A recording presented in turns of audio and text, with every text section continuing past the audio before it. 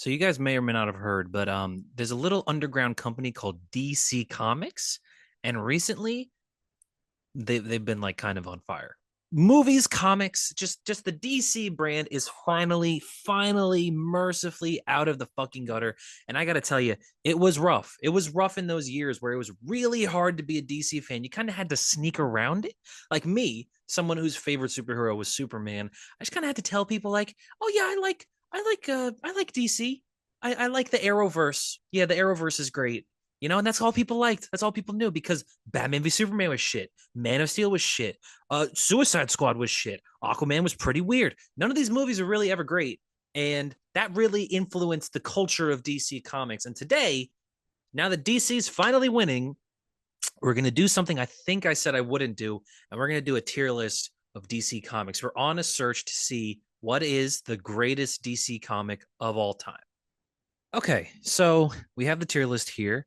I skimmed through it a little bit earlier and I added a few things that I wanted to add that I want to talk about a little bit. But for the most part, I think I've read a lot of these.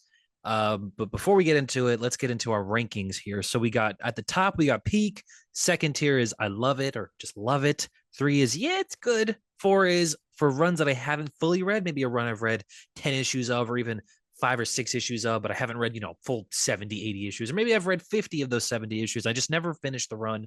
That's where those go. So I'll have somewhat of an opinion, but not a full formed opinion.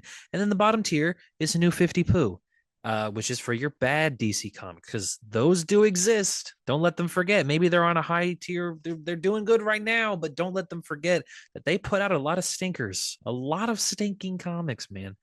But let's kick it off. Oh my God. Okay, so number one is Grant Morrison's Batman. Grant Morrison's Batman is the Grant Morrison's Batman is the best Batman run of all time, right? Let's put our hands up. Let's be serious. It is the best run of all time. It's very interesting. You go and you read Grant Morrison's Batman. It's the one that I think everyone's probably recommending first or second. I mean, I see the other contender there right here.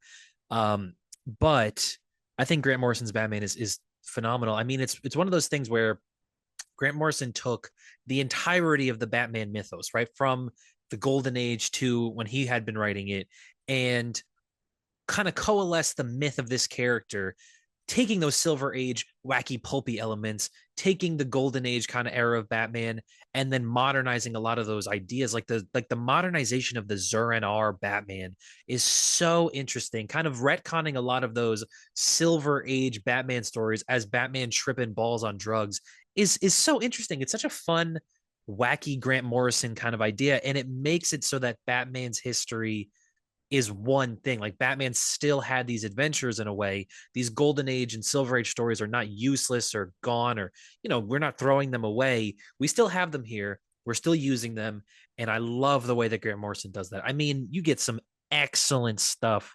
We're just gonna put it in peak right away. You get some excellent stuff out of Grant Morrison's Batman. I mean, Dick Grayson and Damian Wayne. I mean, just the invention of Damian Wayne in general, right? He invented that character from nothing, and that is one of the most iconic DC characters now is Batman's son. But you also have Dick Grayson as Batman. You get the Batman and Robin run by him and Quietly, and that's a lot of fun. I recently read Grant Morrison's book on superheroes called Super Gods, and the way that Grant described his Batman and Robin run was that he was trying to modernize the 1966 Adam West Batman, which when you think of it like that, it's like, oh my God, it's just wacky, fun, high stakes, high octane shit. And the way that the Batman 66 series had been described, from what I remember, I mean, I've seen a lot of it, but the way that I've seen Adam West describe it is that for an adult, it's a comedy, but for a child, it's like deadly serious. And I think a lot of that still kind of remains in the DNA of Grant Morrison's Batman. And you also get fucking Batman Incorporated. And I think Batman Incorporated was such a cool idea. Batman Incorporated getting its balls cut off by the new 52 is one of the worst things that happen because of the new 52. And I mean, there's so many bad things that happen because of the new 52, but I gotta say that is 100% one of the worst because just like fucking egregious, man. It's like it was such a good run, years long, continuing. Nope, new Batman, new universe, fucking oh God, yeah. But anyway, yeah, it's peak. It's not new 50 poo. I hope we'll get to some new 50 poos. Oh man, starting second with my old arch nemesis, Mark Waid's Flash run, Mark Waid's Wally West Flash run. Here's the thing. I got to put it in, haven't read fully. I've read up to, let's say, around terminal velocity. I believe that's in the hundreds, right? That's in the early hundreds. That might be issue 100 actually of Mark Waid on Flash. And I like Wally West as a character. I don't really have this attachment to Flash that I know a lot of people do. A lot of my friends do. And it's like something that I don't necessarily think it's because Wally doesn't connect to me. I just think I haven't really given enough time to these stories to really dive deeper. Like I've never given myself, I'd have to just take a couple of months and just read straight Flash, which I don't want to do really. Like I would love to go from Wade's all the way through to Geoff Johns's, who I think is here as well. But um, I don't want to do that. It just seems like a lot of effort, and I want to buy these books physically. I like reading them physically. I do have, to be fair, I do have a lot of Mark Waid Flash in trade, but not just Mark Waid Flash, but Flash in general in trade. But yeah, I don't know. I feel like it's a really long, arduous journey. And I like Wally as a character, like I said, I really do. I feel like Wally is the promise of Peter Parker fulfilled, right? Where he gets to grow up and have a family and everything. And I like the status quo of Wally today, but I don't really have this attachment to Wally West that I think everyone else does. And I'm okay with that for now. So yeah, we're gonna keep it in haven't fully read. I do like what I've read, but yeah, I'm not quite read enough. The next thing, oh man, what do you even say about Sandman these days? I gotta put it in haven't fully read because I haven't fully read it, even though I do. I've read the first book. It's like right over here, first trade. But I mean, you can't really say anything about Sandman anymore because of fucking Neil Gaiman. I think Neil Gaiman, like one of the most easy, just layup legacies of all time for comics, right? Just stay normal and you're one of the all time greats. And no, you got to be a freak. You got to be a horrible predator pest, garbage human being. And it's like, oh my God, it really rips the soul out of you when you realize like that was Neil fucking Gaiman. I mean, how many times have we heard Neil Gaiman's name just sung praises throughout our lives before this happened, right? I mean, it's wild that it could even be someone like Neil Gaiman, but it was. So we're not going to talk about Sandman. We're going to keep it and haven't fully read. I would like to read all of Sandman eventually, but I think I would like to let it kind of cool down a bit before I get there. I know we said that we're on a journey to find the best DC comic ever, but I think I'm just going to start off by saying it's going to be hard to find one that's better than DC's New Frontier. Darwin Cook, rest his soul, one of the undisputed greats of comics, right? Just in terms of just the way that he used the medium as a tool. I mean, there's so many great Darwin Cook things. I see more here, but I don't see Batman Ego here. Batman Ego by Darwin Cook, masterpiece. Parker, if you ever read Parker by Darwin Cook, it's not a Marvel or DC comic, but it's excellent. It's excellent kind of crime noir stuff. Love it. I mean, that for me, Parker is where Darwin Cook's art kind of peaks. But Darwin Cook's style in general definitely peaks with a New Frontier. I mean, a period piece DC comic set in the kind of the McCarthy era of America, right? The 50s America, the Silver Age is just being born. And this kind of transition of America, it's this kind of story about not just superheroes, but it's a story about America. And it's a story about America picking itself up out of World War II and finding itself kind of more confused, more lost, more angry, more like what is the word? Paranoid, more paranoid than ever, right? After these superheroes. And I think it's a very responsible kind of telling of American history where we don't go, no, yeah, after World War II, we put the flag in Iwo Jima and we won, man. No, like shit went down in America that was not great. I mean, you had McCarthyism, right? This kind of red hunt, this red scare for people that they believed were communists, which really were just people who did not fully agree with the government. And a lot of that DNA is in the New Frontier, and it's this hopeful story of not just the superheroes coming together and healing, but this unity that binds America, and that's the kind of new frontierism of it all. The Kennedy's New Frontier speech, where he says, essentially, the speech that Kennedy gave was about unity, and it was about not being a person that just lives in this country. It's about being a person that contributes to the greatness of the country. It's a person who is willing to sacrifice all for the mission of freedom and the responsibility of the duty that comes with being an American. That was what Kennedy had to say. That's what New Frontier, the comic, has to say. And I think we're going to preemptively say that this is probably going to be what I consider the best DC comic ever, unless we get a little bit more time to think. Geoff Johns on Green Lantern. This is an interesting one. I'm going to put it in love it. You can't really talk about Green Lantern without talking about Geoff Johns, because I feel like a lot of the things that Geoff Johns invented in this Green Lantern run have become ubiquitous with just the mythos of the DC universe in general. I mean, you got to think about this. Like before Geoff Johns on Green Lantern, Hal Jordan had been dead. Obviously, he died in Final Night after he became Parallax back, when the Ron Mars kind of era of Kyle Rayner Green Lantern began. But he died this villain. He turns heel, and I love that. The Parallax era of Hal Jordan, big fan. But I also like the sacrifice, and I like that we could bring this character back. And Green Lantern Rebirth is excellent. Green Lantern Rebirth is a story where Geoff Johns brings back Hal Jordan, retcons Parallax to have been the Yellow Lantern entity, and kind of opens the idea of maybe there being more colors of the Lantern spectrum. Because before Geoff Johns on Green Lantern, it's the Green Lanterns exist, and there's Sinestro, and he's got one Yellow Lantern ring. And it was kind of Geoff Johns' idea to go, okay, well, if there's one colored lantern and Sinestro has a yellow ring, so it's technically two lantern colors, why not a full spectrum? Why not the Roy G. Biv lanterns, right? Now, why not the full rainbow spectrum colors and emotions of all the lanterns?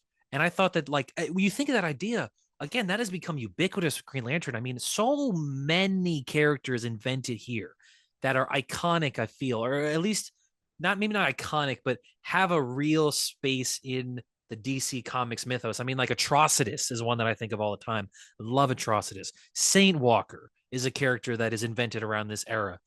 You get the Indigo Lanterns. You get the pink Star Sapphire Lanterns. Carol Ferris becoming Star Sapphire.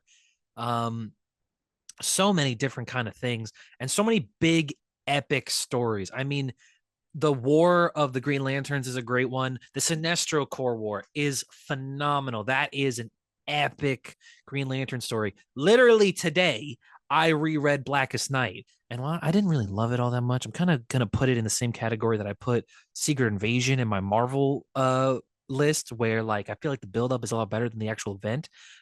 It's still awesome. It's still fucking sick as fuck, and that is definitely why it belongs in Love It. This is one of your I would say this is one of your all-time DC runs where people definitely should. If you're a DC Comics fan of any kind, you have to read Geoff Johns' Green Lantern. Oh my God. Okay, here we go. Watchmen peak. Watchmen is I mean, I feel like I don't even have to really talk about Watchmen all that much because I feel like you guys get it. I mean, it's Watchmen, right? It's it's the finest achievement of the genre. It's the finest achievement of the medium we love. It is cinema. It's cinema, it's literature, it's peak, it's whatever you want to call it. The highest form of what comic books can accomplish is done in Watchmen. And it's unlike anything else. Characters are incredible. The storyline is incredible. The art by Dave Gibbons. Something I love about Watchmen is the art and the use of the kind of I forget what it's called, but the secondary color palette. It's not your reds and your blues and your yellows. It's your oranges and your browns and your purples and stuff like that. Genius stuff.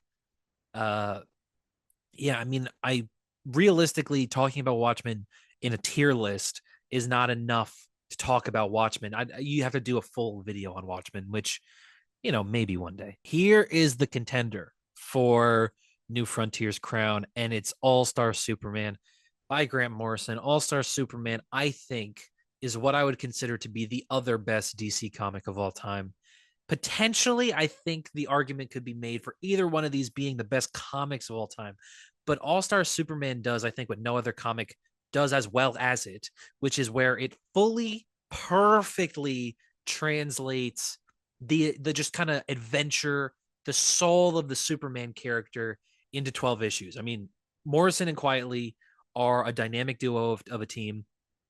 and they pull off something spectacular with this book. There's like, again, a whole lot of Silver Age goofiness that's incredible. There's so much earnestness and just kind of chipper, upbeat kind of stuff in this book.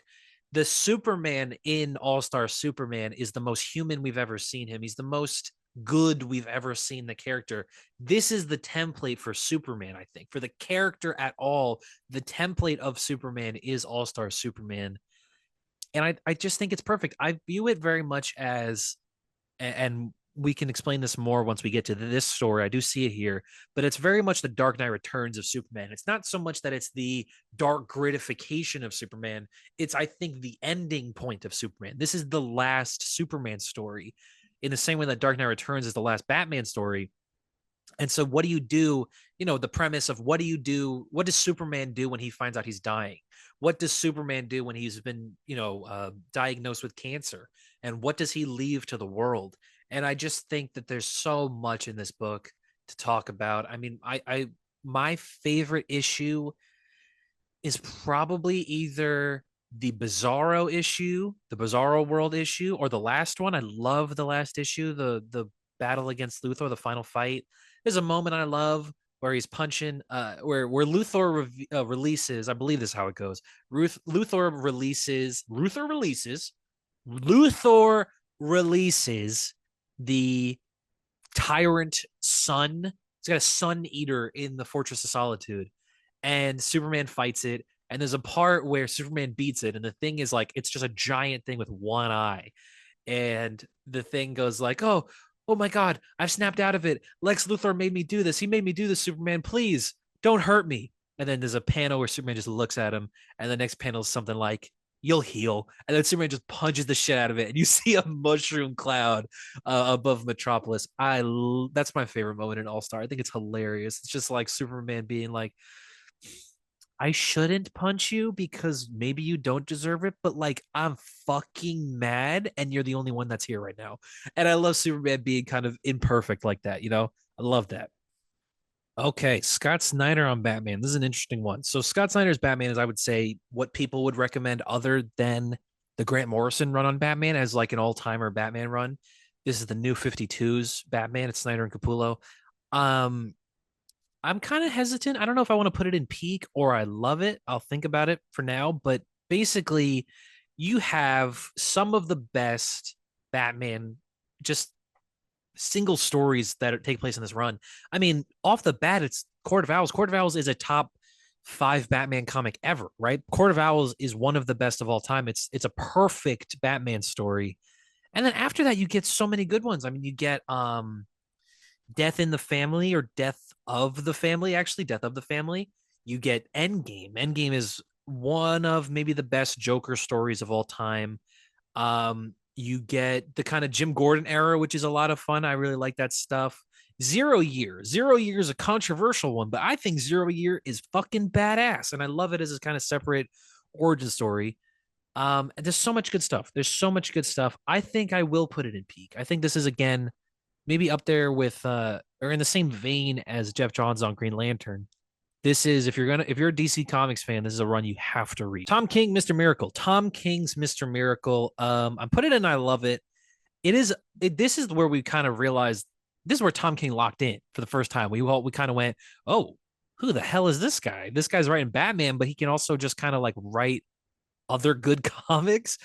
And it's such a personal story. I think this is a story that is really good to read if you're a kind of person that if you're kind of a sad person, maybe depressed, if you have these kind of feelings inside of you that you can't escape your life, this is what that book is all about, or that is what this book is all about. I think it was the first time we kind of saw Tom King wax so poetic about life and death and the meaning of it all and love and all this stuff, right? And his Batman is a kind of version of that, but this is like the indie auteur version of what his Batman is. If his Batman is a big stupid Marvel movie version of it, because it has to be because it's Batman, this is the kind of auteur vision of Mr. Miracle that Tom King has to give. And just the utilization of the fourth world elements. I mean, there's a really fun version of Darkseid in here. I really enjoy it. I used to love it. I think I would have put it in peak a couple of years ago.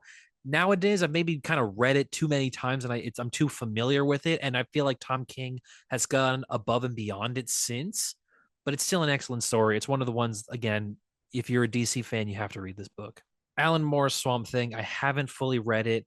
I I have a lot to say though. I feel I really like the horror elements of the Swamp Thing run. I've read the first couple books. I love the idea, and this is, I guess, a spoiler, but I love the idea of Alec Holland, who is the guy that becomes a Swamp Thing, is actually not alive anymore. That the Swamp Thing, essentially, Alec died, and the swamp, like, kind of drank his DNA and created this monster that thinks that it's Alec Holland. And he runs around carrying Alec Holland's skull. And it's just because he wants to be reminded of his own humanity. And I think there's so much good potent storytelling stuff in here about human nature and the meaning of life and death, and kind of us against our better, or against our worst angels or our worst devils or whatever it is, us trying to be our better selves, and what does it mean to be human, all that kind of really good stuff, being defined by your humanity.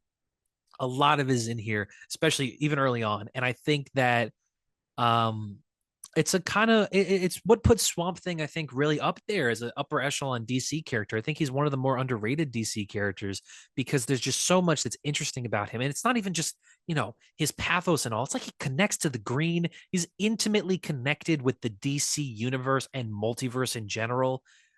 Maybe I'm thinking of Man Thing more so there from Marvel, but he is intimately connected with the DC universe, like literally physically embedded in there. And I think that it's really cool. I love how he represents the green. And I like the character. I really like Alec Holland. And I think there's a lot of other interesting characters that surround him in that book. 52. I'm sorry to say, I have not read 52. I nearly just called it 50 poo. But I think I'm going to lay out my plan for you guys right now.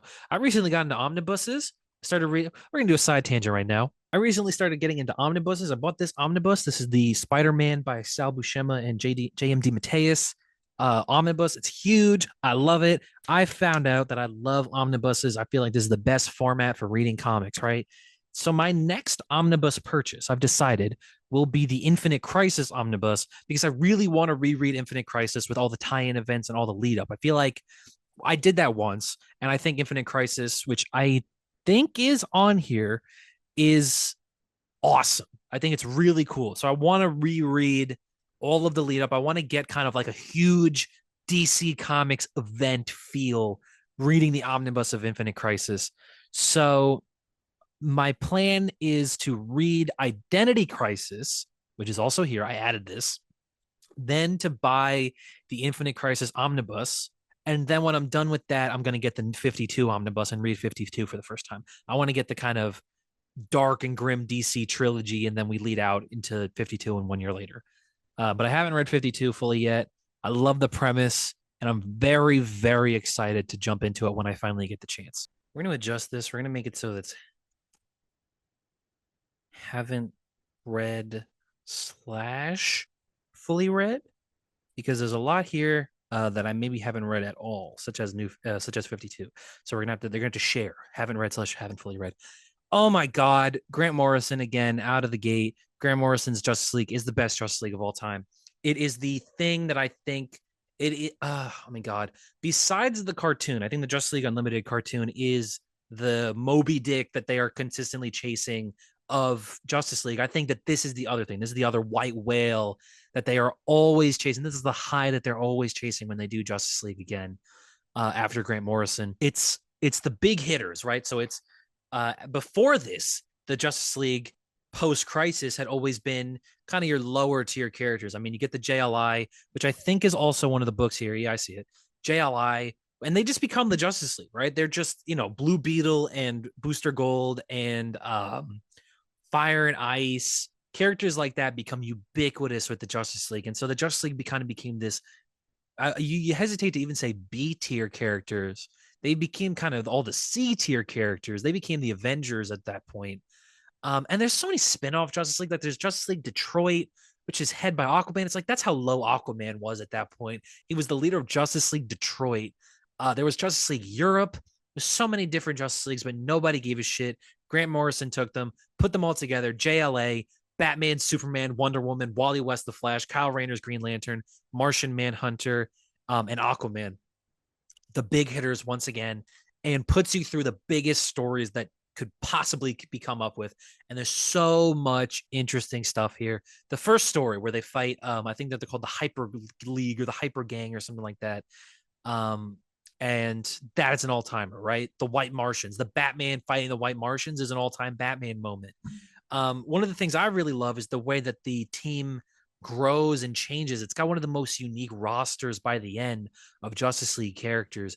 I mean, there's a pinup page. There's a page where it's the new Justice League, and it's Superman, who's in an electric blue costume, but it's Superman, it's Batman, it's Oracle, Big Barda. I think Orion is there.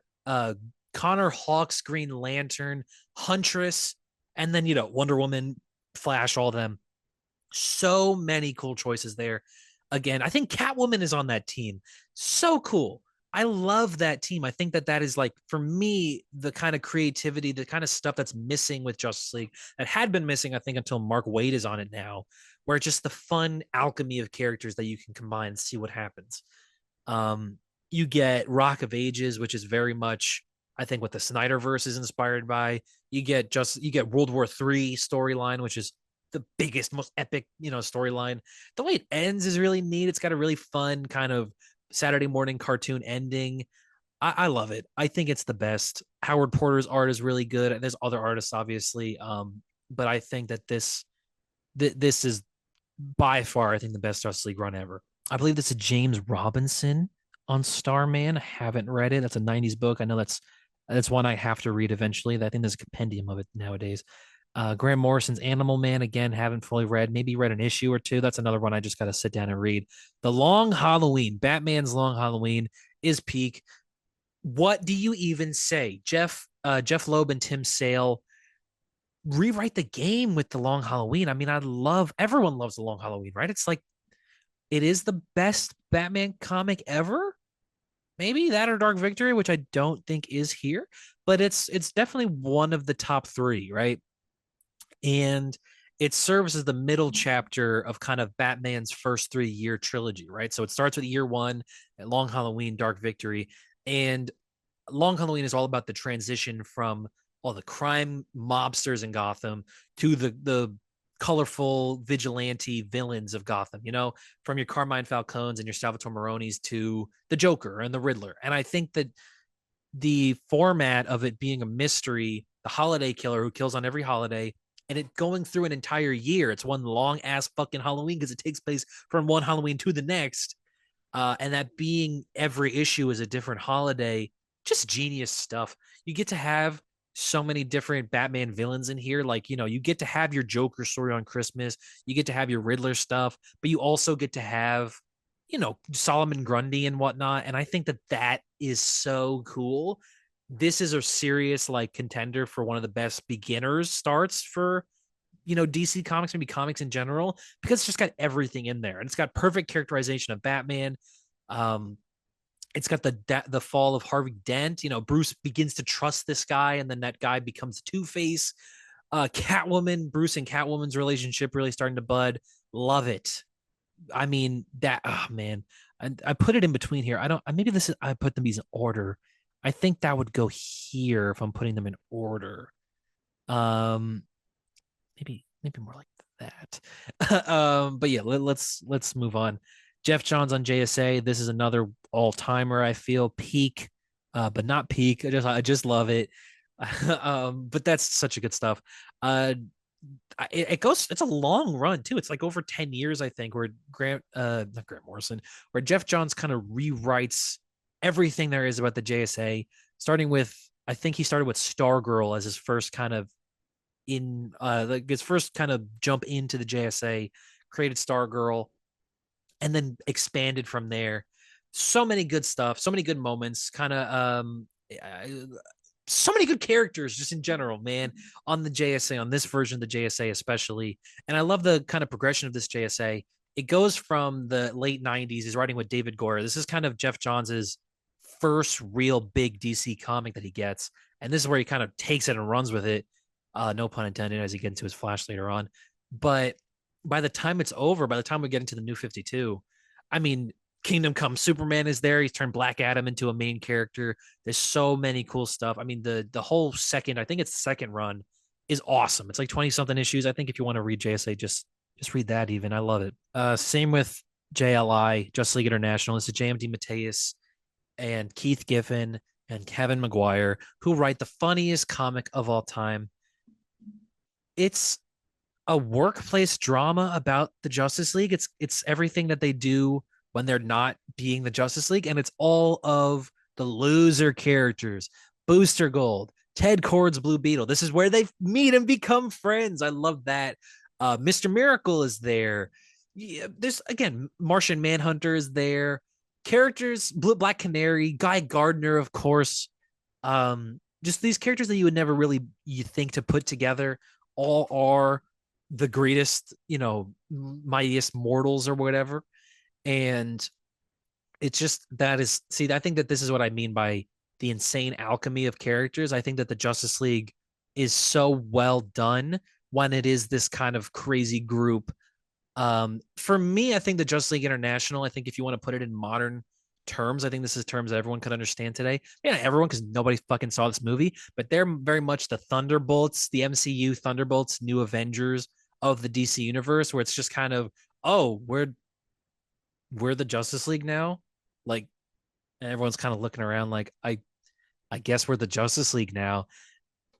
It's so good. I mean, I was gonna finish talking about it without mentioning Guy Gardner's One Punch, but that is the funniest moment in all of comics. And for me, the funniest panel in all of comics is Ted Kord reaching under his goggle to wipe the tears from laughing so hard that Batman punched the shit out of Guy Gardner. Love it.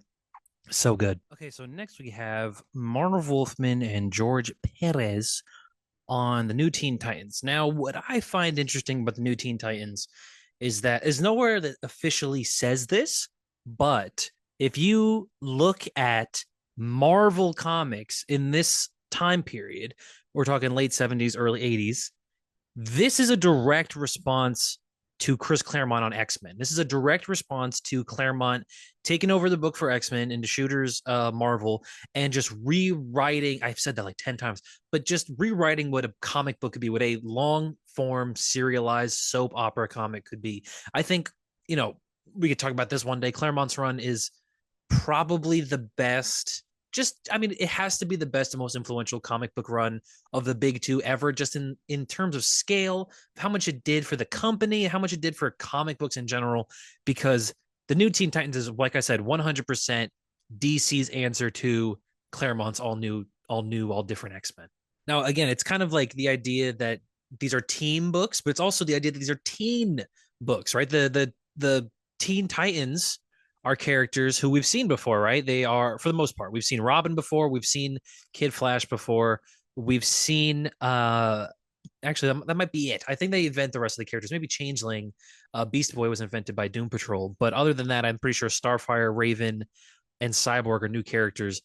But they're teenagers for the most part, right? Teenagers. At the very oldest, they're like 20.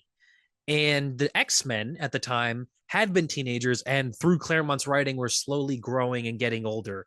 I look at Scott's transformation in Claremont's run as a prime example. Even like Colossus, who's like 15 when he starts. Now you have some awesome, awesome, awesome George Perez art. Just one of the all-time greats. I mean, there's more books drawn by him later that we'll get to, but this is where it really is, I think, defined the best. I mean, Dick Grayson becoming Nightwing, you get the Judas contract story. The truth is, actually, I don't even know why I've kind of edged you guys for so long with the answer here. I haven't fully read it, so it has to go there. But if I could give it like based off vibes, I would probably put it in peak. I'd probably put it near the very top. Oh, okay. Pete Tomasi, Patrick Gleason, Rebirth Superman. This is the John Kent stuff. I love it. This is, I mean, I remember reading, I remember the death of New 52 Superman. I remember New 52 Superman dying and it just being like, okay, like what are we going to do next? Now we're doing the death of Superman again. But then I hadn't read it, but I had heard about this other side story where actually post crisis pre Flashpoint Superman is there, and he's like the real Superman, and he's got Lois, and they have a kid. Because I remember reading Convergence and owning the issue where Jonathan Kent is born. I had that issue, so hearing about this run come together, reading Rebirth at the time. I mean, everybody knows this. Everybody that was there at the time knows that it was just like this immense feeling of like this limitless possibility for the DC universe. And this being a prime example of a Superman who is not only not from this universe, but he's got a forever status quo shifting addition to the mythos, which is Jonathan Kent. John Kent in this story, I mean, Superman being a dad and raising his son is like, for it to be the status quo, and now it's been the status quo for, the better half of 10 years. I it, I mean, this era did not last long enough, we can say, but it was really special while it lasted. I mean, the art is incredibly, so many, again, good stories. I'm even going to throw in the Dan Gleason action comics. That's also really good from this era. Not so much about the family stuff, but yeah, a really good Superman stuff. I think this is an omnibus, so definitely I would like that one day. Thinking about that one.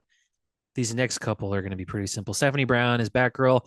Read some of it. I really love Stephanie as a character. I really love, post Final Crisis where the Bat family was, and her becoming Batgirl was pretty cool. Gail Simone, Birds of Prey. Actually, reading some of it right now because I'm also reading another book by Gail Simone that we'll get to. But yeah, I like the lineup. I haven't read all of it, but it's cool. Gotham Central, 100%. I know that's something I gotta fully dive into. I don't even think I've read past the first issue before, but I feel like this is totally up my alley. Again, maybe like a future omnibus purchase that I would look into. Batman Black Mirror. This is Scott Snyder on Batman. This is during Batman Incorporated. This is in Detective Comics, and it's a Dick Grayson as Batman. Yes, okay. I mean, where do you even begin? The first arc is the kind of weapons dealer arc. That's a very interesting one. That's by Jock on art. He meets, I want to say Sonia, like, is her name Sonia?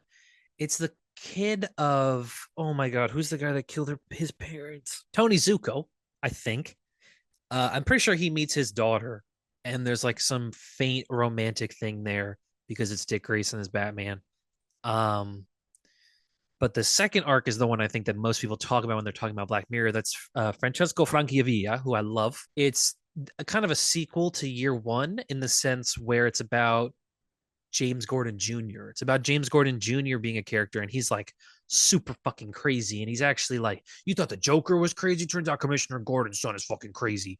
And he has like crazy pills, which were actually like antidepressant or antipsychotic pills that he like chemically went into and fucked it up and made them crazy pills. So he turned actually super crazier when he took them. Fucking wild. Great stuff though. And I think it takes place during Batman Incorporated. So just the idea that Bruce is out there doing Batman globally and Dick Grayson is Gotham, being the local Gotham Batman, your friendly neighborhood Batman, if you will. It should have lasted way longer, but we have the New 52 to blame for that. Geoff Johns on The Flash, again, kind of similar to what I said about Mark Waid, but I've definitely read more of Geoff Johns' Flash, actually. I've read the first volume, and I've read Blitz, which I think Blitz is the best Flash comic of all time, right? And then I read what's that other guy? Who is that other story? The last one, Rogue War. I read Rogue War. And that story is pretty fucking cool too. Even though I know that's the end of his run, I definitely have to read this whole thing through. I think this is the one that I'm more interested in, honestly. I think I'm more interested in the Geoff Johns Wally run than I am the Mark Waid Wally run. So maybe if I do read these in the future, I'll read Geoff Johns' first, and then I'll go back with the added kind of motivation of liking Wally more. If I can get through Geoff Johns', and then I'll read the Mark Waid one. Also, if we're going to talk about Geoff Johns on Flash, I would assume this is not just considering his Wally run. He also did so much Barry stuff that we have to talk about. He did, obviously, Barry comes back in Final Crisis. He did that run immediately after. He did Flash Rebirth, and then he did the run with Francis Manapul. Now, I have that arc, that trade of the first Barry Allen, Geoff Johns storyline. I think it's called like the Revenge of the Rogues or the Dastardly Rogues or whatever. And I think that's my favorite Flash story. I love his take on Barry Allen. I really like Barry Allen as a character. I kind of might at this point prefer Barry to Wally just because I kind of really like the idea of Barry being like the cool uncle of the DC universe, being like the Uncle Ben in a way where he is a super duper senior. He has been there for so long. He's like morally fortuitous, and he's like he's essentially like a grandpa in the body of like just a young man. He's like Steve Rogers in that way, right? He's got an old soul. And I really like kind of stuff like that. I like that Barry's kind of this man at a time, even though he's from, he was born the same time as everybody else.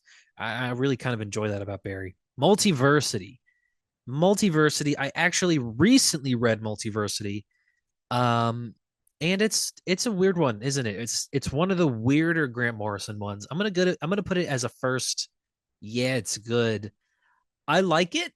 It's good. There's some really standout ones there. Like I really like the Captain Marvel one, and I really like Pax Americana, which is your kind of Watchmen analog characters. It's the original Charleston characters. So you got like Peacemaker and Blue Beetle, the Question and Captain Atom and stuff.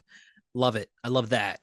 But for the most part, I think it's kind of it's not forgettable, but it was maybe a bit too high concept for me, especially the first time around. Maybe I'll like it more in future readings. But I do like the map. I know everybody does, but I really do like that multiverse map. I would consider buying that as like a something to have on my wall. I really do like the DC multiverse map. Following up with more Grant Morrison, Grant Morrison's Doom Patrol. I have not fully read this one, but I do really like where I'm at in it. Currently reading it, kind of.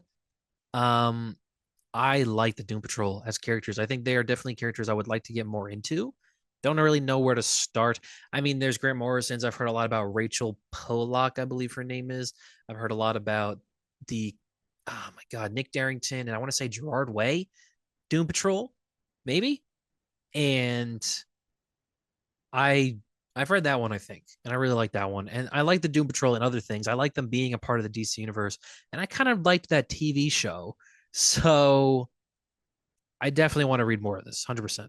Same with Ostrander Suicide Squad, which I have read a good amount of. Again, not fully though. I love the Suicide Squad. I got to tell you guys, there's no funnier thing in DC Comics to me than the moment I found out that the line What, we some kind of Suicide Squad? is actually from the comics. Literally, Captain Boomerang says, "Hey, we were just a Suicide Squad." Like he says it, which is crazy to me. That's not in this. That's in DC Legends. But what the fuck? That's actually 2016 Suicide Squad is like comic book accurate and incredibly faithful to the source material. Anyway, really good stuff here. I really like the team, Rick Flag, Bronze Tiger, Deadshot. Deadshot's a really interesting character, and I really appreciate him. I like him on the Suicide Squad a lot because I think the cool thing about Deadshot is that he's, I want to say, essentially an altruistic person in a way. Not really. I mean, he enjoys protecting the little guy, but he is still a son of a bitch who's out for himself. And I really appreciate how there is a solid heart to this character. He's not fully bad, but a lot of the times he's going to make the bad guy decision. And it's like this endless cycle with him. I really appreciate it, but I think Deadshot's a really cool character. But there's other characters here, like I said, Captain Boomerang, who's got, I think, one of the best. Referring to him, somebody says, well, I think one of the best lines I've ever read in a comic book, which I'll throw up here. He's not a person. He's a mouth with legs, which I love that. But yeah, I haven't fully read it, and I'm gonna keep it in that category. Same with this next one, George Perez on Wonder Woman. This is I listen, guys. I know you guys trust me, right? You guys trust my opinions. You guys know that I'm like a human being, and I have like conflicted emotions about things. I love Wonder Woman as a character. I love the idea of this written and drawn by George Perez Wonder Woman run. I've read a couple issues. I think it's really boring. I think it's really, really boring. And it sucks because I love the art. I love the characterization. I love Wonder Woman. I love celebrating her mythos. I love Themyscira and I love all the little nooks and crannies and stuff. But my God, I think I've always had a thing against like god fantasy, whatever the term is, that like Norse gods or Greek gods, or none of that shit was ever my shit. And so I think a lot of this being that and Wonder Woman's backstory being that is just so boring to me. But like I said, I like Wonder Woman as a character, but I am really bored by this run and I would love to get through it one day, but I've realized it's like, oh my God, this is like more than 30 issues. And I got so many other things I want to read. Like to read those, what I feel like it's like 50 or something issues, maybe even more of this Wonder Woman run. I feel like I'd be like 80 years old, dude. Geoff Johns on Aquaman. This is another, I think, omnibus cover, Future Omni. I would love to own. I like it a lot. It's good. Yeah, it's really great. I think when I was a kid getting into DC Comics, this was one of the first things I was on my radar just because I remember hearing from people that Aquaman was really cool, actually. So I wanted to check more out of Aquaman. And of course, the New 52 is the first one that you go to. I think it's the first run that anybody who's getting into Aquaman goes to because it's like an all-star creative team, right? It's the team behind Green Lantern. It's the team behind Darkest Blackest Night, and they're doing fucking Aquaman, and it seems like such a great idea, and it's so much fun. This essentially is aura farming the comic. Aquaman, all he does in this comic is aura farm the fuck out of everything. It is a conscious attempt to get you to think Aquaman is really cool. They're not trying to like do it naturally through plot. He's just trying to show you as many like widescreen comics versions of Aquaman that you've never seen before. And for that, it is really cool to see Aquaman do this stuff, especially when you're unfamiliar with the character, like I think most people are going into this. But I think that's the extent of it. I mean, I really like the Justice League story. Throne of Atlantis is really great, but I think the extent of this run is just Aquaman aura farming. Batman Year One, Frank Miller, David Mazzucchelli. This is, I would say, yeah, this is one of the all-time greats. I mean, I keep going around like the point, its peak. It really is one of the all-timer comic books, though, just in general. It has this kind of grit and depth to it that a lot of other comics obviously didn't have at the time, but still don't have today. And the characters, I mean, Jim Gordon is your protagonist in the story, telling the story of Gotham as it braves its first year of Batman and just kind of the corruption and the betrayal and all the stuff that comes with it. Just an excellent noir story. Bruce becoming the Batman. I actually recently, on a trip with friends, was in the back of a car telling one of my friends about this story and about the moment when Bruce is sitting and he's going to die because he's been stabbed by Catwoman, who is a hooker. He was stabbed and he's sitting in his study and he's bleeding out and he's got a table next to him with a bell on it. And he's thinking, if I ring this bell, Alfred will come and save me. But if I don't ring it, I'm going to just sit here and die. And he's staring at the bust of his father and he's thinking like, Father, I have failed you. I promised that I would find a way to save this city, but I'm just going to sit here dying because I can't find out what it's supposed to be, what I'm supposed to do to save Gotham. And then as he's bleeding out, fucking bat crashes through the window, lands on the bust of his father, and Bruce says, yes, Father, I see. I shall become a bat. Absolute cinema. I mean, oh my God.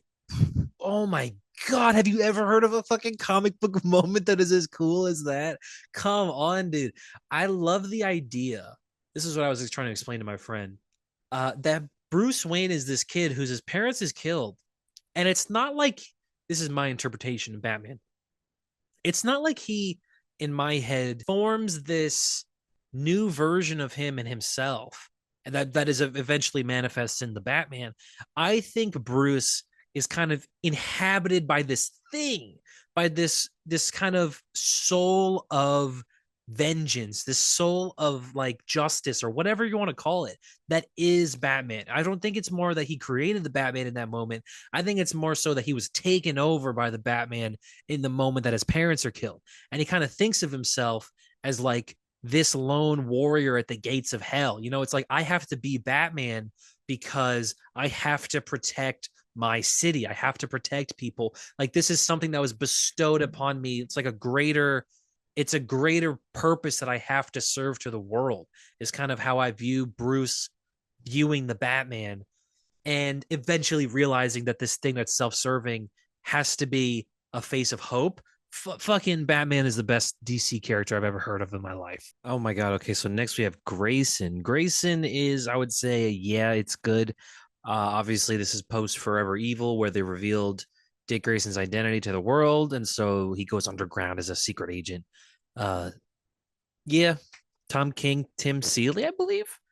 Not a bad book. It's good, but I would just say it's good. All right. Well, next we've got another contender, don't we? Kingdom Come, Alex Ross, Mark Waid. It's one of the all-time DC comics. It's one of the best Superman stories of all time. It is a masterpiece. I mean, it's one of the most beautiful comics you've ever seen in your entire life. But it's more about kind of what it has to say, I guess, about superheroes, especially kind of the Superman moral, good, that kind of archetype, the morality of superheroes and what they have to do, and their responsibilities to the world and whatnot. It's more tackling that in the light of Image and of kind of what they were doing then. Image Comics had kind of made their bones off of making DC characters look fucking obsolete. I mean, it was like Marvel and Image were competing for like the most dark, grittiest, excessive characters of the 90s, and DC's characters kind of looked like old news because of that. So I mean, that's why they killed Superman. But in this, it's about challenging that. It's about showing why these characters are unique, why they shouldn't change, why you can't really break them, and why they're eternal. And I think that, the fact that Superman has existed for so long, but I don't think everyone's ever gonna fucking remember, Wildstorm or Gen 13 or whatever. Maybe he was right. Wonder Woman by Greg Rucka. Honestly, not read all of it, read a couple issues, and I don't have many thoughts on it actually. Far Sector, same deal. Haven't read Far Sector at all though. Oh, this is okay. Yeah, here we go, dude. Brubaker and Darwin Cook, Catwoman. Now, I don't know how actually long this goes for, so I think I have to put it in. Haven't fully read, but if you're looking for some crime noir DC comic books starring one of my favorite characters, Slam fucking Bradley, look no further than Catwoman by Brubaker and Darwin Cook. Because I mean, just listen to that fucking creative team. That is, what an incredible creative team doing really fun kind of noirish crime femme fatale comic books, and it's just really really cool shit, dude. Okay, Crisis on Infinite Earths. I'm okay. We're gonna talk about it first. I recently reread Crisis. I read Crisis for the first time in 2022. I had never fully read it before, and I thought it was just a fucking textbook of shit. So much shit to have to like embrace and go along with for the story to move at any kind of pace, and it was extremely confusing and too large and too big in scale and all this stuff. But recently, after watching Superman and getting kind of this reinvigoration of DC Comics, I went back and I reread Crisis on Infinite Earths, and I gotta say that for about 7 of those 12 issues, this is fucking awesome. And then it just gets real boring. But for the time where it's awesome, it is unfucking believably awesome. The scale, there's nothing in comics besides maybe Secret Wars, which when you read Christ on Infinite Earths, you realize that Secret Wars is actually incredibly derivative of this book, the Hickman version. But there's nothing in scale in comics like this story. I mean, it just pulls together literally every aspect of the DC universe that had existed up to that point. And part of what I really enjoyed about the first kind of quarter of it was the exploration of the DC universe, and so many characters I was not familiar with, picking them all, showing why they're special alongside your Supermans and your, Hawkmans, the familiar characters. You get like Akron or something like that, the King of Atlantis from 40,000 years prior to Arthur Curry. I really enjoyed that part of it. I also really enjoyed um the part where the Flash shows up. It's like really kind of scary, honestly. Batman is just fighting the Joker normally, and then boom, Barry Allen, a corpse of Barry Allen appears right in front of him, and it's terrifying. And I fucking love how it kind of feeds into that cosmic horror of it all. I thought this was awesome. I really thought that for the majority it was pretty awesome, but I'm still confused by the end. Like, what I don't understand about Crisis on Infinite Earths is obviously, Barry dies, the Supergirl dies, and all these characters die. And when they remake the multiverse into one universe and they're making Prime Earth and they reboot, I don't really understand where they reboot from, how the timeline works in the DC universe at that point, because Wally's the Flash because Barry died in this story, but like Superman and Batman are starting from scratch. Wonder Woman is starting from scratch. I don't know. I don't really get it. I'm kind of confused on how that works. But for now, we're gonna put it, honestly, I would say it's the lower tier of peak. I want to put it on the bottom of peak. Green Arrow, I think this is the Kevin Smith Green Arrow, which I have read. Quiver, love Oliver Queen. Oliver Queen is one of my favorite characters, I would say, especially DC characters, but I think he's an incredibly special character. I love the socialist billionaire man of the people. He's probably the most man of the people character that they have, even more so than like Superman and such. He's just Robin Hood, and I love Oliver Queen. I think he's a fantastic character. And I like Quiver, how it resurrects Ollie. I mean, they literally go to heaven in that story. There's a part where you see Jason Todd in the background, and if you go back and read some of those older Batmans, Jason Todd did not fucking belong in heaven, man. Um, but either way, Green Arrow, it's good. Phil Hester on art. Phil Hester kills it on art. I love Phil Hester. It's a good book. Question, have not read. Supergirl Woman of Tomorrow by Tom King and Bilquis Evanley is an all-timer. It is definitely an all-timer. It's one of the best DC comics of the past few years, maybe the best. It is Tom King's magnum opus. It is a masterpiece. I fucking love Supergirl.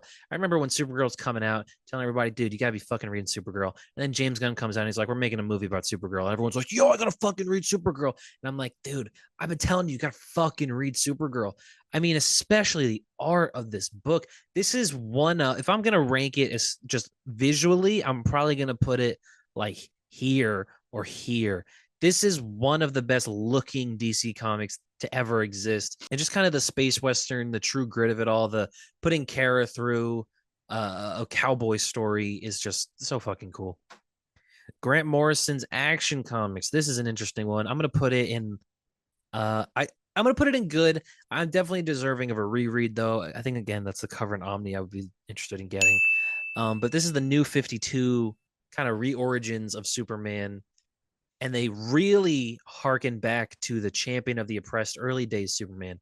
This is a Superman who's fighting like corrupt politicians and like billionaires and stuff like that, and fighting for the people on the street. He's got the t-shirt and the jeans combo, which is a really cool Superman outfit.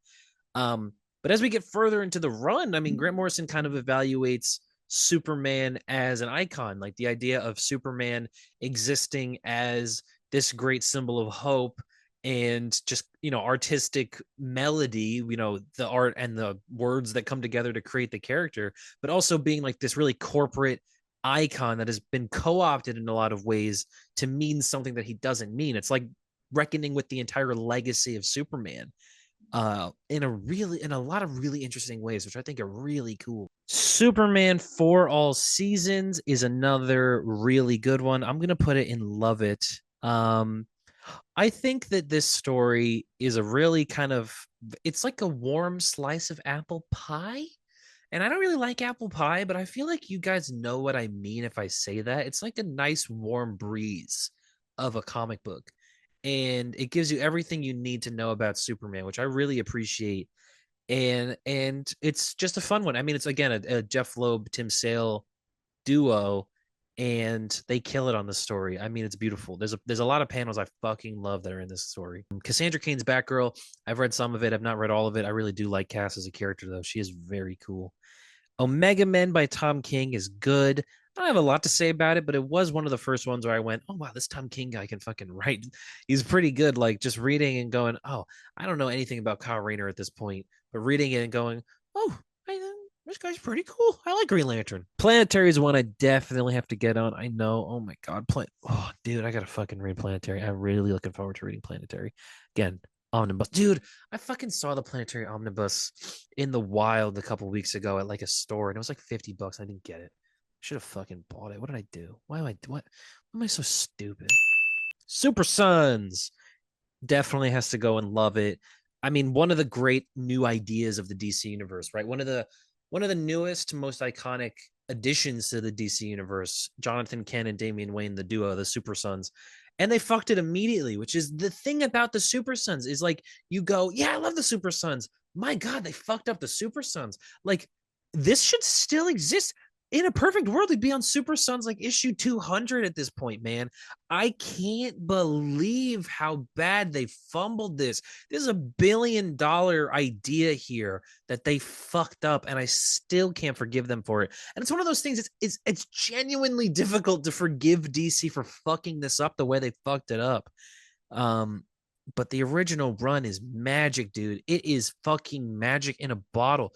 It's Pat Gleason, or is it? Sorry, it's I think it's Pete Tomasi and Jorge Jimenez.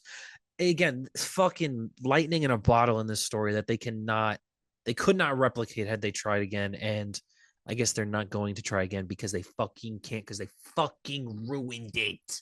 Why the Last Man? I have not read, but I will one day. Young Justice. Young Justice is the shit. Young Justice goes and love it. Pete David, rest in peace. Todd Knock. One of my favorite groups in DC is the Core Four, which is Tim Drake. Uh, he's Robin at the time. Bart Allen, who is Impulse. Connor Kent is Superboy, and Cassie Sandsmark is Wonder Girl.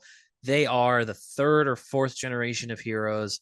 They are Young Justice, and I fucking love Young Justice. One of the most fun comics you'll ever read. If you want a fun, kind of more, not so much slice of life, but like low stakes, you know, colorful, bright, entertaining, funny DC comic that pulls from every corner of the DC universe. This is a book for you. It's so good. I fucking love it. There's every issue from them playing baseball in space to like them fighting the Joker to them doing yada yada, and it's just really great stuff. And I think this is another concept that they kind of fumbled. The Young Justice. I always like the idea of this team. I mean, this team should still exist. They should, maybe they wouldn't be called Young Justice today, but like Bart, Connor, Tim, and Cass on a team should still be selling books.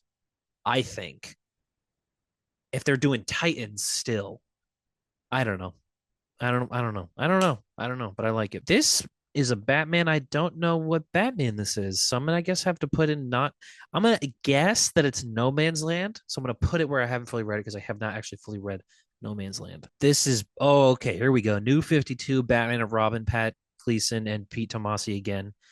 Um, Kind of look at them together. It's the precursor to the Batman Superman, sorry, to the Superman Rebirth run they did. But Batman Robin is awesome. It's really what I think makes Damian such a good character. It really defines the relationship between Bruce and his son. It's the first, I think, book outside of Morrison to kind of tackle that dynamic, and I think they do it so well. I love this book. I love how much Bruce loves his son. This is a great, yeah, great book. Great book. This is an omnibus I would like. I'm just starting to fucking name. I'm gonna put a counter. We're gonna ding how many times I name it. It's an omnibus I would like. Batwoman. I have not read Batwoman again. That's probably after 52. I'll read Batwoman. Final Crisis. When you first get into DC Comics, and people are telling, and you're telling people, I really want to read this. I want to read this, and they're talking back to you, and maybe they've read these books. You will hear tale of a boogeyman called Final Crisis. You will hear tale of a madman named Grant Morrison trying to spin an insane yarn across the DC multiverse using Batman and Superman and Darkseid and shit. And you will hear that this is the most confusing comic the majority of people have ever read.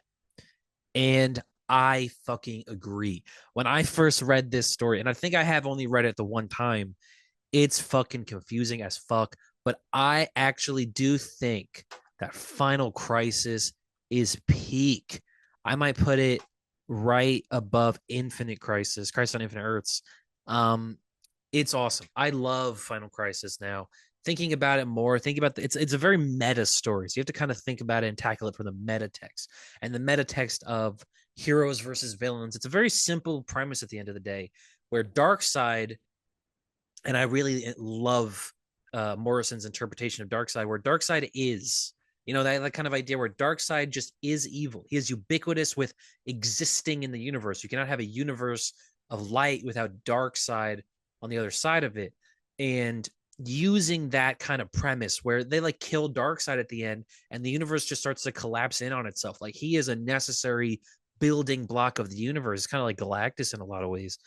But he's the devourer of worlds as well. He tries to find the anti-life equation and end the world because he believes that he has a right to, everyone to obey him. Like he's an insanely cool character. And I think this is really the only time I've ever seen Darkseid done well. And even then, it is very high concept, but I do like it. I do like how there's an entire plot line around bloodthirsty vampires who try to suck the creativity out of stories. Actually, it's about stories and stuff. Meta stuff. I like it. I do like it. I'm going to complain about it, but I do like it. Next, I believe if we're going to go just by, I think this is the Longbow Hunters, which I've read Green Arrow Longbow Hunters. I've not read the full Green Arrow by Mike Grell. So if we're going to do it's Longbow Hunters, I'm going to put it in, yeah, it's good, because it is pretty good. And it really redefines Oliver, I think. It puts a lot of the grit right back into Oliver and makes him way more realistic. I mean, this is where I think he goes from Star City to Seattle in this story, and he deals with way more like down to earth street crime, and it's pretty violent and grisly at times, and it gets to real dark places. But it is pretty good, at least Longbow Hunters. And I think liking Longbow Hunters again, I'm pretty sure this Mike Grell Green Arrow omnibuses. I would love to read Mike Grell's Green Arrow run. I kind of have to get into a Green Arrow mood, and just fucking plow through a lot of these comics. Speaking of Green Arrow, I do like this one a lot. Green Arrow by Ben Percy. This is Rebirth Green Arrow. I think one of the best, it maybe my favorite Green Arrow run actually, because it really redefines Oliver in a lot of ways. I mean, the New 52 had taken everything away from Green Arrow. Like a lot of what you liked about Green Arrow, including the Black Canary relationship, was just absent from the New 52. And the fucking goatee, which I love the goatee. So they bring it back in Rebirth. And I think Ben Percy had a really good pulse, a finger on the pulse of Oliver Queen as a character. And I think that they do a lot of really cool stuff. I think one of my favorite arc is probably the last one, where it's Green Arrow teams up with a character every time. There's an issue where he and Wonder Woman go to Washington, D.C. It's a very bold, and I would say maybe not brave, but it says a lot. There's a lot said in this Green Arrow comic that's almost like 10 years old now, but it's still pretty relevant. And I think I really appreciate DC giving Ben Percy the opportunity to just kind of wax poetic through this character. All right, so next we got I think this is, who is this? Tynan, James Tynan the fourth. His run on Justice League Dark. I have read this, and it's great. I would say it's somewhere in between these. I would say, actually, I mean, I'd say it's just pretty good. I do like it. It's a good book. And I love the roster. I mean, the lineup is so cool, right? Detective Chimp is there, Man Bat, Wonder Woman as kind of the head of the Justice League Dark, and making it a more supernatural horror kind of comic is a really cool idea. I don't necessarily think it hits the horror heights that James Tynan has in him, like this clearly capable of in something like Something is Killing the Children. I think about the type of horror in that, and I guess it's not really going to be the same when you're translating it to a DC universe comic book. but I appreciated the attempt at making a bit of a spooky comic. Next, we have this is Chuck Dixon's Nightwing, right? This is the formative Nightwing run. I would say that this I have read this actually. I'm pretty sure I've read this entirely. Um, I am a fan. I'm gonna put it in love it. I do actually love this run because it.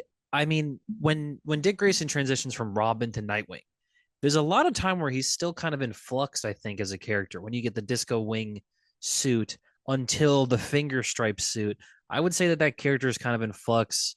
They don't really know what he is or what to do with him anymore after they made him Nightwing.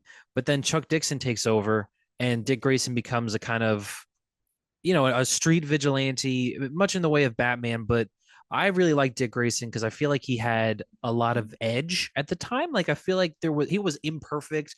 He was kind of learning as he goes. He had the bones of a great hero, but he wasn't quite there yet, especially in his early days as Nightwing. And I feel like that's something that they've kind of taken away from the character recently. Like I feel like a lot of interpretations or renditions of Nightwing today have him as like a pure goody two shoes, kind of like a human Superman in a way.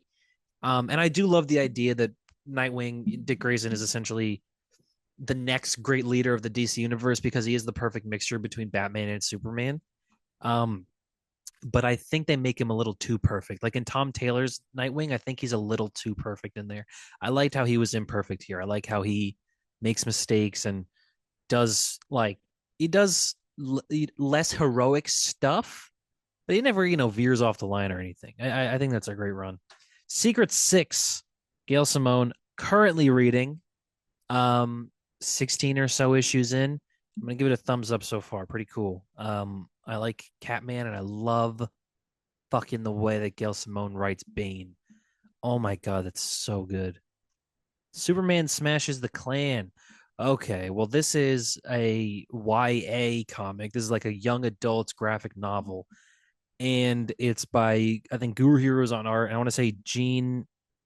Oh my god, I don't remember his name. Gene something is writing this book, and it's a modern comic interpretation of one of the episodes of the Superman radio show where Superman fights the KKK, and it is that radio show is credited with having destroyed the KKK's like popularity in certain years, until they fucking came back and got into office and shit. Um, but Superman smashes the Klan is just kind of a bare bones Superman story. It really kind of hits through the immigrant lens of early 20th century America, and the immigration story that is just the great expanse of America that happens in the early century. Um, Superman through that lens, and I really appreciate that. Superman fights racism. Superman fights um, domestic terrorism, white nationalism, all these things, and protects immigrants and protects kind of the idea that America is a place for Okay, all. I'd like to change the How subject. quaint. We're gonna put it in Love It. Is it peak? It might be a peak actually. I might put it fucking peak. I'm gonna put it at the bottom of peak, but that is a you people should fucking read that book, man. Speaking of books, people should read Superman Birthright by Mark Waid and Lionel Yu. This is an all-time great. Um, Not my favorite, I don't think. Maybe. I mean, it just honestly depends on the day. It's sometimes Superman Origin. I really like Geoff Johns and Gary Frank's Superman Secret Origins. I also do like Man of Steel, the John Byrne book, but I think this is probably the best Superman origin story, at least of the 21st century, just because of how much it does to reinterpret the character. It really modernizes him in the way that like Geoff Johns is a nostalgia act looking back at Superman. This is, I think, a very modern rendition of Superman in this book. I think a lot of the ways Mark Waid kind of reinterprets the championing of the oppressed version of Superman for the modern day, I really appreciate that. And it's just a great book, and it's got really great art, and it's got a really great Lex Luthor. You might want to. It's either this or All Star that has the all time best Lex Luthor. Speaking of some of those peak comic books we're talking about, The Dark Knight Returns is one of the greatest comic books of all time. Obviously, I much like Watchmen. honestly, I feel like saying anything about the Dark Knight Returns is not saying enough about the Dark Knight Returns because it is, I think, one of comics' magnum opus, us, and you almost there's not enough to say about it. Sean Gribben, local comic Sean, he and I recently made a video about this a couple months ago about the Dark Knight Returns. If you want to see my opinions spread over like an hour, go watch that video. But here in 10 seconds, I'll probably say that it's got really good version of Batman, and the Batman Superman fight's pretty fucking cool. And I like old man Batman, and I like that he fucking kills people. Ooh, ooh, Fourth World by Jack Kirby, which I do have, but I have not read all of. It's listen, man. Again, you go through those Jack Kirby books. Jack Kirby was a genius. Jack Kirby was brilliant. Jack Kirby's the goat of comic books. But fuck, someone has to take the typewriter away at some point. Like, god damn, dude, you don't need him and Stan Lee, dude. You don't need so many fucking words, bro. Just so many fucking words. And I'm just here for the explosions and shit. You don't need to speak so much, man. All right, golly. Green Lantern by Ron Mars. Not fully read it. I am a fan of Kyle Rayner, though. I've read the first arc. I've probably read this first book on Green Lantern. But Kyle's a character that I would be much, very interested in digging into deeper eventually. Pete Tomasi's Green Lantern Corps. Only I think I've read of this would be tie-ins in the Geoff Johns Green Lantern book. Harleen. I have read Harleen by, I believe it's pronounced Sapon Sajic, something like that. Sapon Sajic, something along those lines. It's not Stepan Smejic or whatever. Harleen is pretty good, actually. I do like Harleen. I think Harley Quinn is a really great character. I think we've kind of lost the plot as far as Harley Quinn goes as a character, when we're doing fucking fart comics and shit. But I think Harley on her own has always been a really interesting character. And I like this book kind of looking at it through this. I would say it's almost in the sense of like a romance, like one of those pulp novel romances where like it's like cowboy lust, and it's like the dude and he's got it lifted his shirt, and it's like this woman falls in love with a cowboy or something. It's kind of written like that, but it's the dark kind of tragic Gotham Batman version of that. And I really enjoy that perspective of you're reading this through Harley's eyes. So a lot of the flaws of the Joker are not so pronounced. A lot of the flaws in what she's doing are not so pronounced, and you can kind of read it and not think deeper about it, and it comes off as like this kind of really interesting and dynamic and important romance. But at the end of the day, it's like, god, he's fucking manipulating the shit out of her, and he's a bad guy. And Harleen Quinzel was a lovely woman, and he really fucked her up, didn't he? I'm gonna put this in, I'm gonna say good. I'm gonna say, yeah, it's good. If I have Grant Morrison's Superman here, I'm going to put Harleen here because I don't think it's better than that. So, yeah. What is this? I don't actually recognize this, and I don't see the title, so we're going to go not read. Is that Preacher or something? I don't know. Hitman, have not read. I definitely want to read Hitman one day. Hellraiser, have not read. What the fuck is that? Nightwing by Peter Tomasi. I read the arc where they nuked Bloodhaven, and that was it. Robin. Oh my God, Chuck Dixon's Robin. I'm gonna assume that we're including the Robin miniseries. I think this might be Robin 1, correct? Like the first Robin miniseries starring Tim Drake. Masterpiece. DC 90s comics masterpiece. Tim Drake. I love, if you go back and you read these books, right? Robin 1, 2, and 3. What really strikes me as interesting about Tim Drake is that unlike Dick Grayson or unlike Jason Todd or unlike most majority of other superheroes, Tim Drake is just like he's a kid with a pretty good life, and he decides to be Robin because he thinks Batman needs a Robin, but he does not think that this decision to be Robin will affect his daily life. He thinks that he can keep them separate. He thinks he can like be Robin on the side and just go to school and do homework and shit. And watching Tim evolve into a character where obviously Robin affects him. Robin has to take over his life at a point because he's on this mission with Batman. Like Robin #1, the first Robin mini, which I love. I'm pretty sure I'm pretty sure this is it, right? The cover. Um, it's about Tim training, and Bruce essentially sends Tim out to go learn with all the people that he learned with how to fight. And it's awesome. It's a fucking globetrotting adventure. It's awesome. Joker 2, sorry, Robin 2, Joker's Wild, not fucking Joker 2.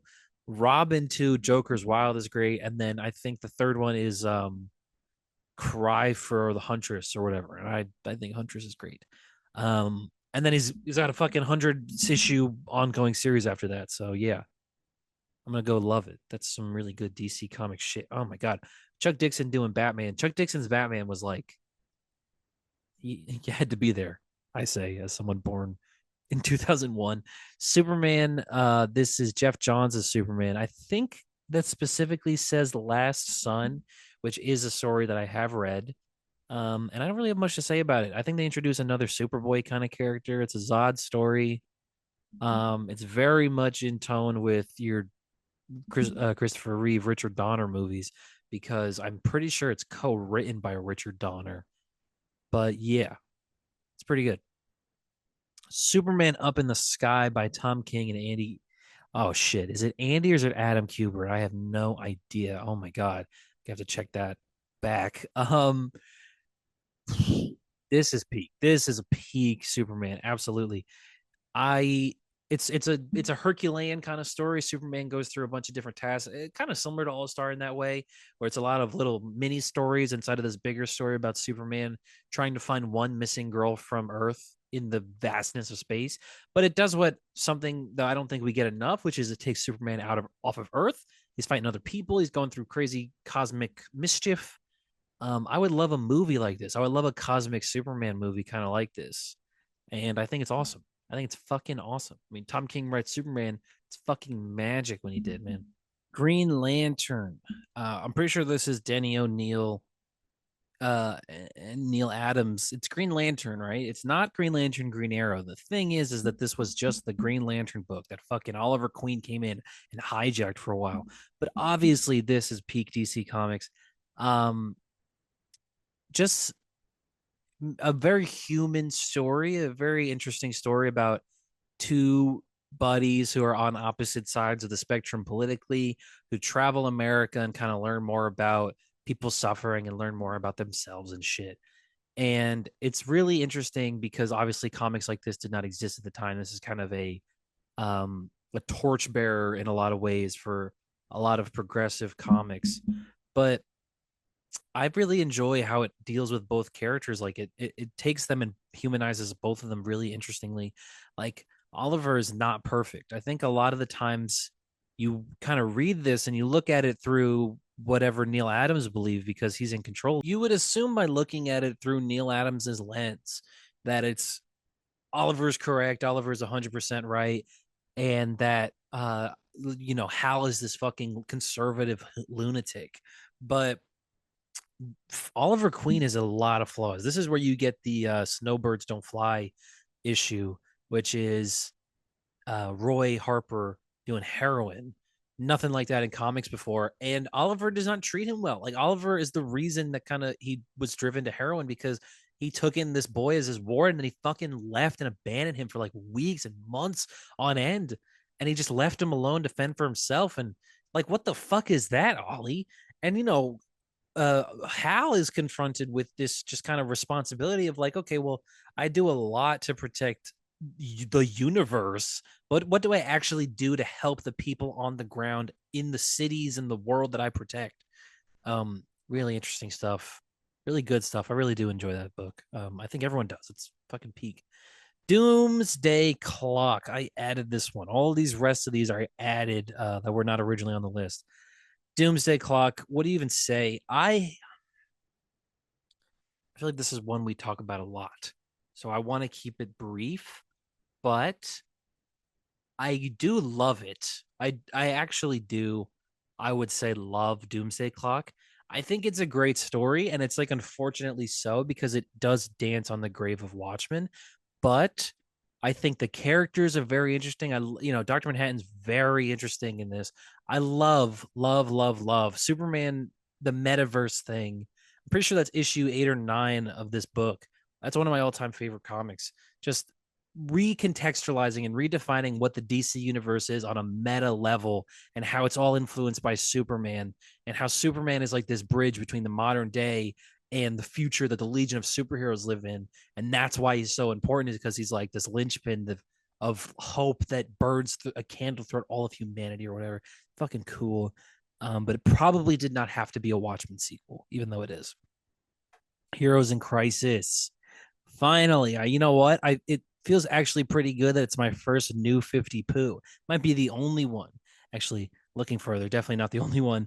But yeah, I mean, what do you even say? I remember reading this when it was coming out and just being like, what a fucking shit show. Just being like killing Ollie, or not Ollie, sorry, killing Wally and killing Roy off screen and showing their dead bodies in issue 1 was a bad fucking omen, and just this spelled death for DC Rebirth. And we all loved DC Rebirth, and this just fucking laid it out and murdered it for no reason. The Authority is peak. I would definitely say that the Authority is peak. I fucking love this comic. We're gonna be talking about the Warren Ellis. I'm pretty sure it's Warren Ellis. Yes, not Garth Ennis. Unless it is. No, I'm pretty sure it's Warren Ellis and Brian Hitch. Those first 12 issues are a masterpiece of comics. I think a lot of people today have no idea how influential the Authority was, just in terms of how I mentioned this term earlier, widescreen comics. Widescreen comics is an idea that is kind of created in the Authority, and it's created by Brian Hitch, and it's just this idea of these huge mural action sequences that are very reminiscent of like a blockbuster movie.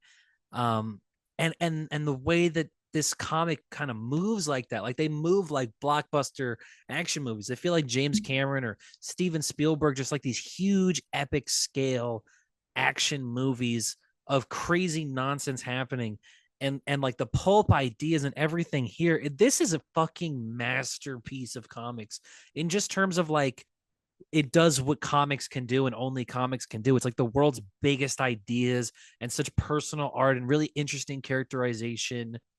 Oh my god, I fucking love the Authority, dude. This book is a masterpiece. Oh, Nightfall, Nightfall, Nightfall. I'm gonna put Nightfall in. Yeah, it's good because it is good. I love Bane. I love Vengeance of Bane. That single issue, again, I think by Chuck Dixon. That for me is the peak of Nightfall, which is the fucking beginning of Nightfall, the first issue of Nightfall. Um, but the rest of it is, it is what it is. I mean, it's like the idea of Bane breaking Batman is so awesome, but then the idea of Azrael Batman is so like uninspired. Like obviously the idea, there's all these conspiracy theories that the reason they did Asbat was to make you not like it so that you could be like against the idea of changing Batman, because Image again was so popular and making DC characters kind of look old and like fogey, that if we imagify Batman and show you how stupid it is, maybe you'll stop fucking asking for it. And I like that idea, even though I don't think they've ever confirmed that that's why they did this. But other than that, I mean, it's like you think about it for 2 seconds, you're like, why did Batman not ask Nightwing to be Batman? Why did he ask this random guy? What a fucking mistake that was. I know they try to explain it, but it's not something that he would fucking do, I don't think. World's Finest, Dan Mora, Mark Waid. This is modern comics magic in a bottle. What am I gonna put it though? Is it peak?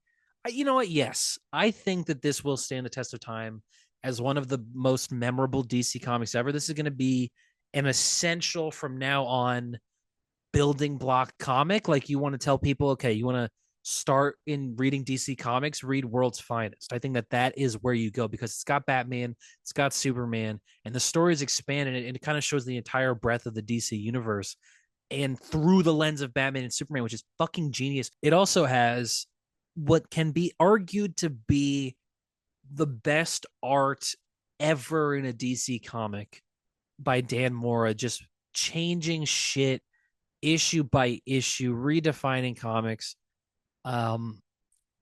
There's no one that's ever drawn DC comics like Dan Mora. Dan Mora is almost like the final epitome of all DC comics artists ever.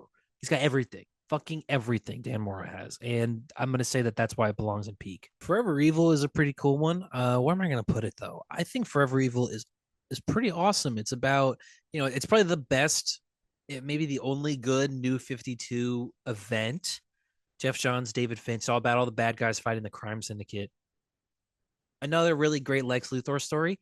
Where am I gonna put it though? Do I love it or is it good? I would say I love it. I would say that Forever Evil is actually pretty fucking awesome, and there's a lot of really good tie-ins too. But speaking of Geoff Johns and the New 52, Geoff Johns' New 52 Justice League run is I want to say a mixed bag, but it's more so that I have a very personal attachment to this comic. I remember this was the gateway DC comic for me. The first trade of Justice League in the New 52. I've like worn it out. You can look at it compared to all my other trades, and it's like completely bent and shitty. Because I read that so many times, because that's a foundational DC comic for me.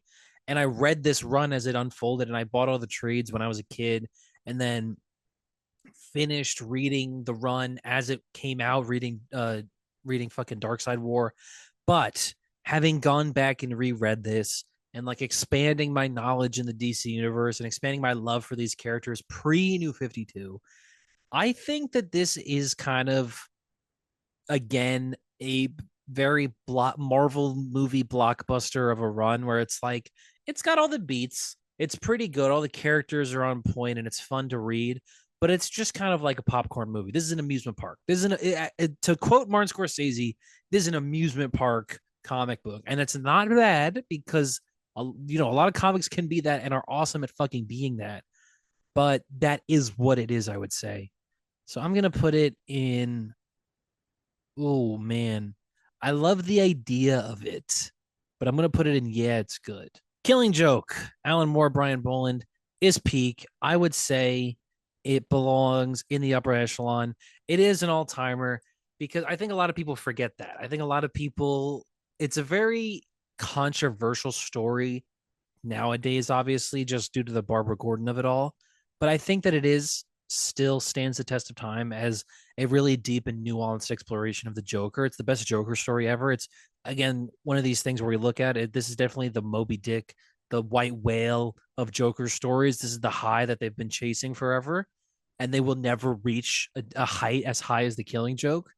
But well, that's because the fucking Killing Joke is so good, and I prefer the old colors to the new fucking colors because the new colors are boring as shit. But the old colors in that Brian Boland art is, again, lightning in a bottle, magical DC comic stuff. Oh my god, this my favorite panel of Joker. My two favorite panels of Joker are from this book, and here they are right there. Death in the Family. This is the Jason Todd dies story. What do we even say? I mean, Joker becomes the Iranian ambassador to the UN. And that's all I really think about this story. But because it's all right, it's not great. I mean, Jim Starlin and Jim Aparo, I want to say, which is a banger Batman team, by the way. Go read 10 Nights of the Beast, the best KGB story, best first KGB story as well. If you want to see some good fucking Jim Aparo and Jim Starlin stuff. But this is just fine. I mean, it's really just fine. Identity Crisis. I have to reread Identity Crisis, and I mentioned this. I'm pretty sure I mentioned this earlier. So for now, I'm gonna put it. It's a hard one to talk about, isn't it? Because it's like there's so much, again, controversial about this comic in particular. From the way they handle the characters to the way that the mystery is unfolded to who the murder ends up even fucking being. But I think when I've read it, it is like a good, enthralling story with interesting characters. So it's not that it's a bad story. It's just I think a lot of the decisions are so fucking questionable, and this really led DC down a dark path in terms of what their creative output was. Where Jesus, everything became so bleak, and of course that all kind of culminated in Infinite Crisis. But it really starts here. So I'm going to put it right now in it's good because I don't think it's a new 50 poo. but I'm gonna reread it and see for myself.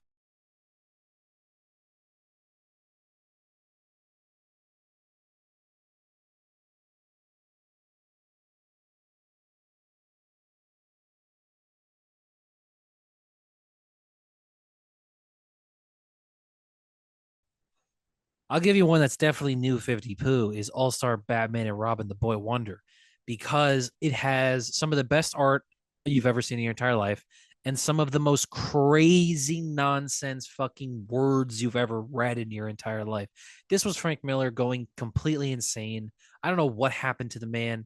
I think 9/11 happened and he fucking went crazy. And this is the result.